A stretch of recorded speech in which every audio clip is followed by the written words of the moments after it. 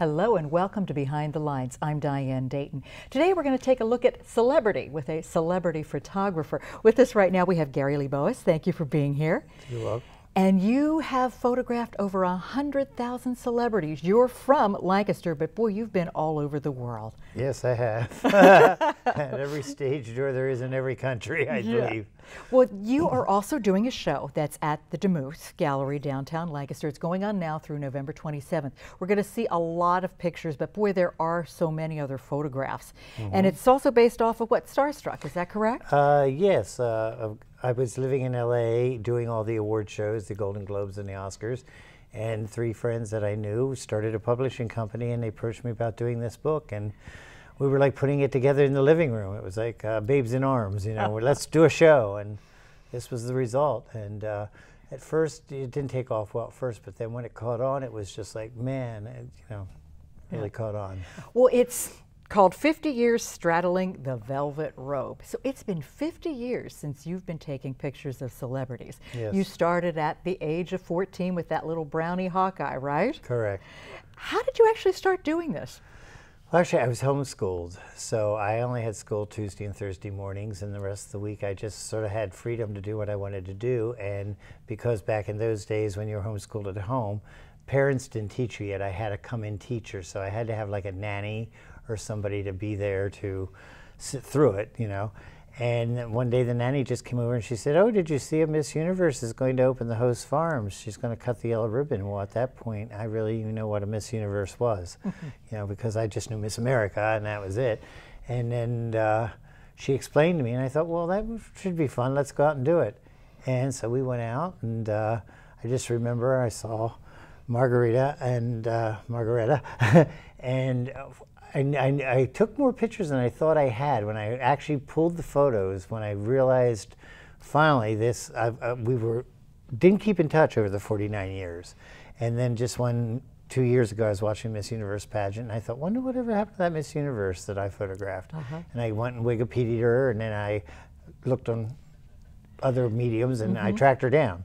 And so we talked, and we connected, and then it's her 50th year, it's my 50th year, and you know, she came over to have this show opening. That's fantastic. I know. You have photographed so many celebrities. How easy or difficult is that to do for you? Well, when I was younger, first of all, I had the kid thing going for me, you know, oh, a little kid, you know. That's right. You know, so that always worked, because they weren't going to turn down a kid, you know. But I had no idea who I was meeting. I mean, when I was meeting Marlene Dietrich or Betty Davis, I had no clue who they were. It was just this elderly woman that, you know. So in a way, now that I'm older, I'm thinking, I think a lot, am I glad that I didn't know who they were, because I might have been all a different head, but at the same time, I would have worked it better because I would have had my picture taken with them. I would have done things that I do today when I realize I'm in that Hollywood royalty, you know. But back then I didn't think like that, you know. I didn't even think that you could approach them. Like when I first met her, I didn't even go up to her. I mean, I sort of believe she was signing pictures in the lobby, and she was just signing, and people were walking by, and here you go, here you go. And I think that's because I got a little autographed picture, but I never even thought to ask to have a picture taken with her. What do you think makes your pictures so different? The personal encounter. I'm still please and thank you. It sounds corny, but it works. It works because they really sense that, are you a eBayer? Are you a stalker? Are you somebody they should worry about? But you know, I wait, and I can tell by their body gestures when it's time to go for the kill, you know. And, well, that sounds awful, but right, you know, but yes, I sort of just know when to go for it, you know. You talk about how this feeds your soul. It does. How does it feed your soul? Yeah.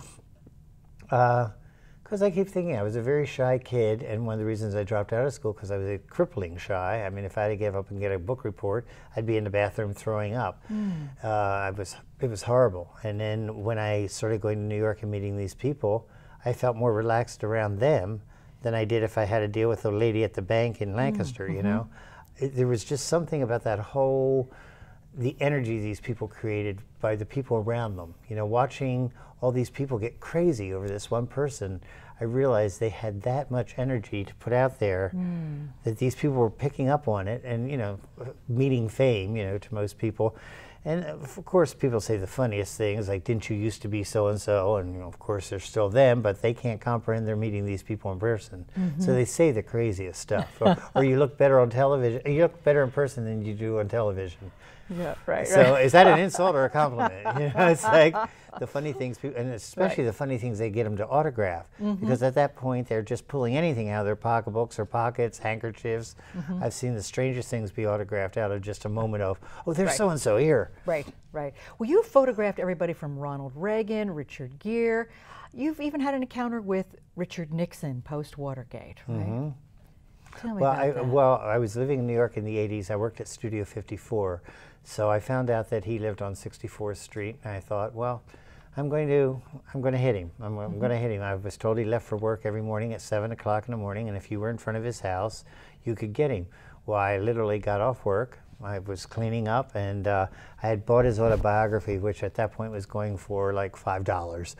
So I thought, well, I'll buy 2 and see if he signs them. So I'm standing out in front, and I'm a nervous wreck because, you know, I'm in front of a president's townhouse, and I'm waiting, and the next thing you know, Ed Cox, his son-in-law, came in the house, and I thought, I'm at the right house at least I know that. And a few seconds later, the door opened, and out he walked, and I thought, oh my word. So I approached him. He couldn't have been any nicer to me, any nicer. Of course, there's a, do you want a dedication or do you not, you know? Of course I would like a dedication, but the dedication seems to be more when the person knows you. They write something personal, just to Gary, blah, blah, blah. You know, that didn't mean as much. So he wrote a whole little thing, you know. Again, I might have been there mid-20s, you know, when he signed it. Okay. And he, of course, it was after presidency, you know. And so then I went out and I bought 20 books because I figured I wanted to give them to my nieces and nephews for Christmas, because I thought, I mean, here's an iconic president that, you know, we all very aware, go down in history who he was. So I bought 20 books, and I showed up one day, every day with 2 books, and finally the third day he said, how many of these do you have? I said, I have 20. He said, well, just come down to the Federal Building. I have an office in there, and just tell my secretary, Rosemary, and just put a little tag in who you want me to dedicate it to, and then you can pick them up in a day or 2. Oh, wow. So I'm slugging on the subway with this big box of books, literally. I think I was pulling a cart. And I ended up getting to the house, and I mean, down to the office, and this Rosemary, she was just dismissing this, like, oh, well, this is impossible. How did you make contact with him? Thank God, right at that point, he had walked out of his office. He said, oh, you brought the books. Well, then she was just like, oh, okay, I guess I'm wrong, you know? Right. And he took me, he says, I'm not doing anything right now. Why don't you just come in and we'll just get this done right now? So when I was sitting there and he was signing, I was just watching him, and I was looking all over the wall, you know, walls, and saw pictures with him, with Khrushchev and with Castro, and I'm thinking, I'm sitting here with a president, you know, and it was so surreal to me at the time, because again, I was young. I never thought I'd meet a president, let alone be sitting in his office talking. And when I was done, he actually sat there and had a conversation, just chit-chat. Why do you do this, and what do you do with this stuff, and do you enjoy doing this, and da-da-da. So he said, well, if you're around the neighborhood, stop by. So I ended up like going there 2 or 3 times and sitting and talking, and then when he passed away, well, I kept in contact through the mail, and when he passed away, I knew Julie, and she had sent me an invitation to the funeral, and I happened to be in LA.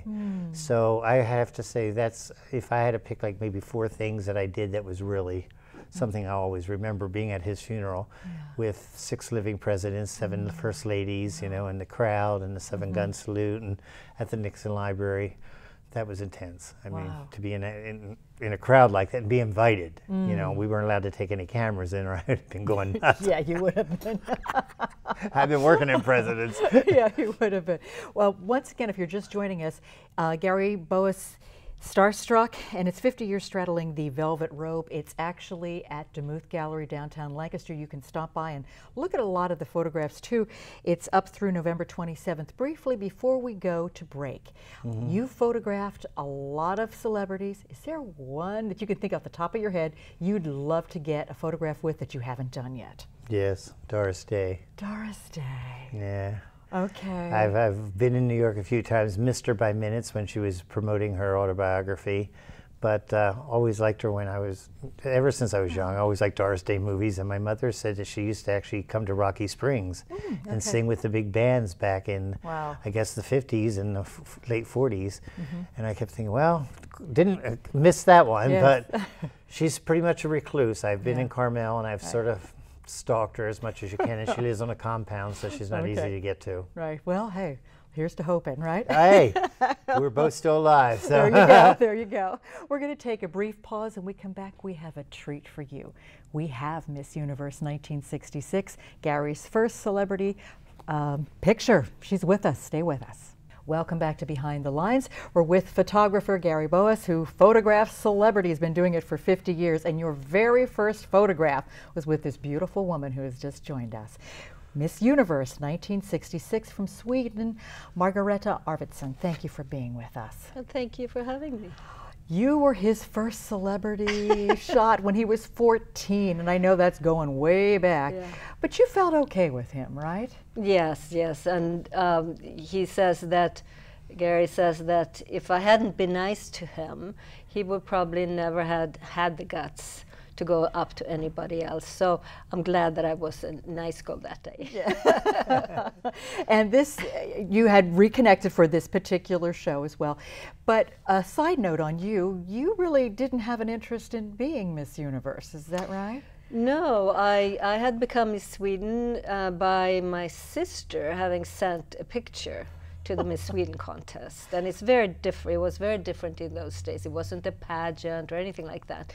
So then I won the Miss Sweden contest, and that was great. And they would send me out on, you know, appearances and to do different things right in Sweden. And I didn't even have a driver's license, so I would, you know, go by train, bus, even hitchhike as Miss Sweden to get to the places what I was supposed to do. And then I came to Miami Beach, where the pageant was, and this was very, very different. This was a lot of work.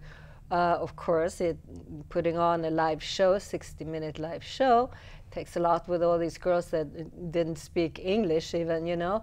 But it was, I thought that then the whole year was going to be like that, and I didn't want that. I felt like I would be a prisoner somehow, you know, and I thought, no, I don't think I want to do that, because I was having a great time in Sweden, because there it was much freer. But then they convinced me, you know, they brought me back to Sweden, and my family and the sponsor there, they convinced me, and of course I'm very happy that I did decide to do it. But it was in the world press all over that the Miss Universe abdicates, and it's like, oops, oops. Life has been interesting, especially since then too. And you live in the States. Yes, yes. And I had known since I was about 10, I think, that I wanted to live in America. Yeah, even though I had never been, but I want to live in America.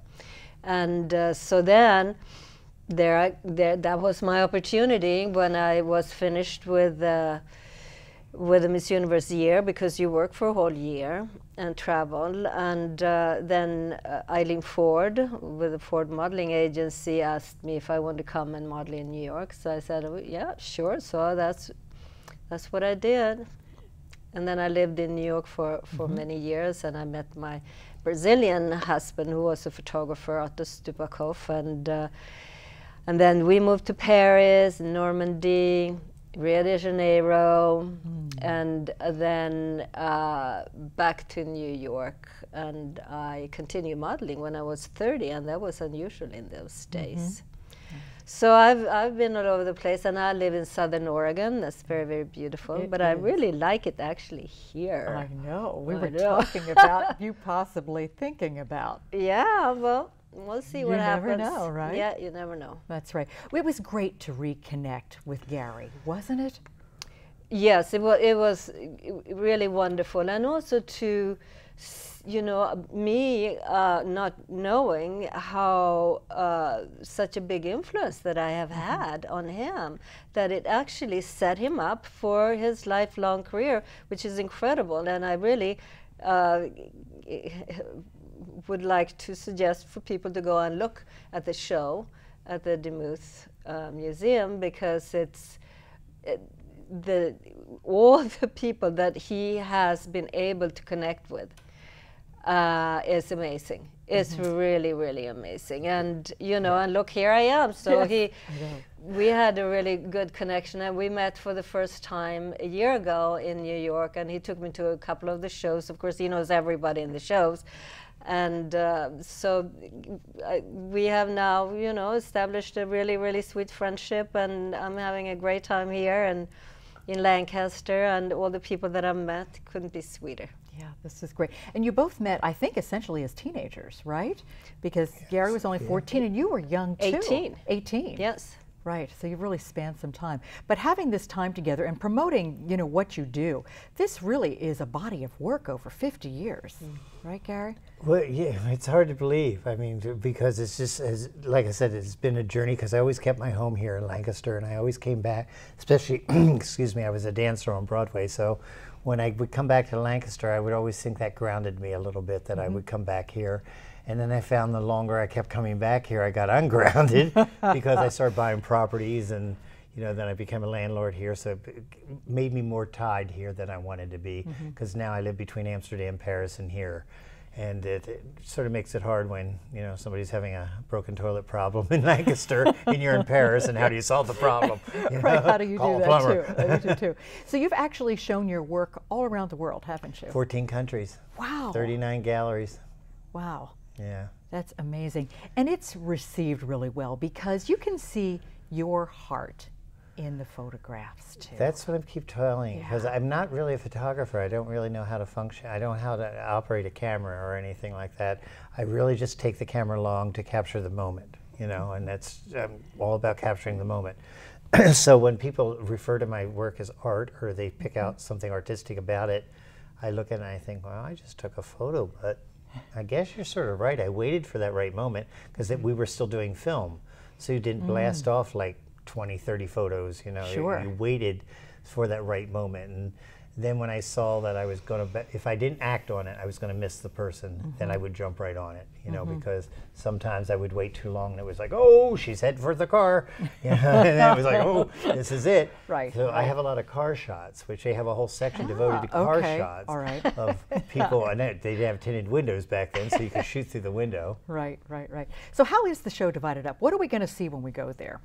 Basically, she Ann Lampe put it together, and it, it's one of the first times I've left somebody come in and actually go through all my work, and that's sort of bizarre because, you're going to have differences. We had different views, and she saw me as an artist, which was truly a compliment. She really saw that I did this artistically, and I did have an artistic eye, and even though she was telling me this, I kept thinking, oh, but you're putting that artistic picture in and you're taking out Cary Grant. So, there was a lot of struggle, because for me the 50th year was the birthday party of all these incredible legends that I was so lucky to be in the presence of, that most people just watch on their television and say, oh, it's Myrna Loy, or it's Joan Bennett, or it's Elizabeth Taylor.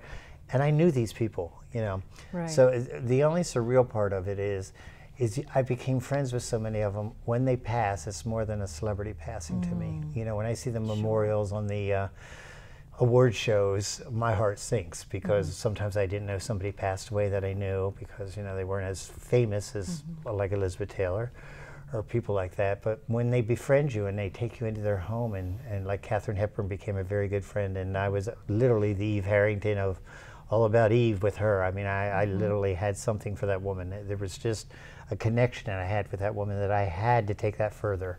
And she finally allowed me into her life, but she never left me have a picture taken with her. Yeah. I fought it right to the end. Oh, there you go. This is a wonderful relationship that's going to continue.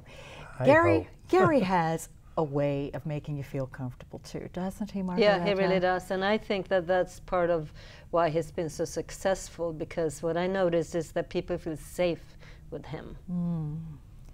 Boy, that is key, and it is safe, because when you're in the public eye, as you have been, you never know who you're going to encounter, right?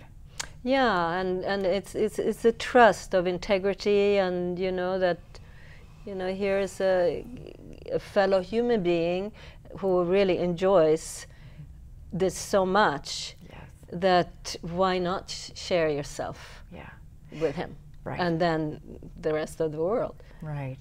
This book, Starstruck, can we still get this? Yes, I know they have it on Amazon. Okay. I think like Barnes and Nobles, if you order it, they still have it. I mean, I know all the bookstores had it because I mean, I went on a book tour first, and that was sort of strange, you know. The author, you know, like real quick, you know, when I was referred to as a photographer, first of all, that was strange because I didn't know how to operate a camera. So I thought, a photographer? I use the camera. Then I became an author, and then I became an artist. And it was just strange because they were three words I never would have associated with me in my life personally. Wow. You know, so when I'm introduced as those things, or I was walking down in a street in Paris one day and excuse me, I saw a poster where I was appearing live somewhere. And it was just bizarre thinking, well, here I am, and I'm going to appear live here, you know. So then it really hit me that this was for real. This was happening. It is for real, and it is happening down at the Demuth Museum, the gallery. You can check it out through November 27th. We're going to take a brief pause. When we come back, final thoughts. Stay with us. We've been talking about 50 years straddling the velvet robe. You can go to the Demuth Gallery, downtown Lancaster, to check this out. Margareta, you're in this book. Yes, I certainly am. That very first picture that Gary took, and you know, I happen to really, really like that picture because I feel like I, as a person, was captured. Not so much. I'm wearing the Miss Universe sash, but I'm a young girl standing there waiting for my ride to arrive, and the composition, the whole thing, it's really beautiful. So come and look at it. Yes, yes. Final thought, Gary. Final thought for me is like, man, if you have a passion, just follow it. Don't let anybody tell you it's stupid or it's silly or whatever, you know, just, you know, like everybody says, like actors say, if you feel this and you feel this is what you're all about, and, you know, we're on TV, and I just want to just say to this woman, she has touched my soul. I mean, literally, especially now that we met and we've reconnected. Thank you. Thank you, darling. Boy, you do, that does mean a lot. Thank you so much for sharing your passions. And thank you for joining us today, too. I'm Diane Dayton with Behind the Lines. And remember, keep looking behind the lines. You might be surprised what you find.